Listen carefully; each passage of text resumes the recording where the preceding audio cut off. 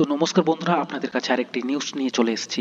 একটি দারুণ নিউজ যে ইরানের খরদ্বীপ দখল বা অবরোধ করার পরিকল্পনা করেছে ট্রাম্প সরকার।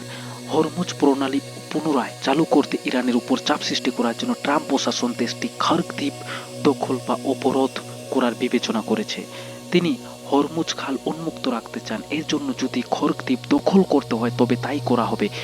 যদি তিনি উপকূলীয় আক্রমণের সিদ্ধান্ত নেন সেটাও করা হবে, কিন্তু সেই সিদ্ধান্ত এখনো নেওয়া হয়নি। প্রশাসনের একজন ঊর্ধ্বতম কর্মকর্তা বলেছেন, ট্রাম্প সহ প্রত্যেক প্রেসিডেন্টের আমলেই সংঘাতের সময় আমরা আমাদের সরাসরি সেনা মোতায়েনের ছিল, কিন্তু আমি জানি গণমাধ্যমের এটা একটা বড় বিষয়, এর পেছনে রাজনীতিটাও আমি বুঝি, কিন্তু প্রেসিডেন্ট সঠিক কাজটি করবে বলেছেন। দ্বিতীয় একজন ঊর্ধ্বতম কর্মকর্তা জানান, এখনো কোনো সিদ্ধান্ত নেওয়া হয়নি।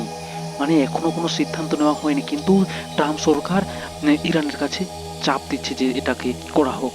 মূল ভূখণ্ড থেকে প্রায় 16 মাইল দূরে পারস্য উপসাগরে অবস্থিত 5 মাইল দীর্ঘ প্রবাল দ্বীপ খার্ক ইরানের একটি গুরুত্বপূর্ণ প্রক্রিয়াজাতকরণ কেন্দ্র, যার মাধ্যমে দেশটির 90% তেল রপ্তানি হয়ে থাকে। যুদ্ধের প্রথম 2 সপ্তাহে মার্কিন বা ইসরায়েলি হামলায় দ্বীপটি মূলত অক্ষত ছিল, কিন্তু যুক্তরাষ্ট্র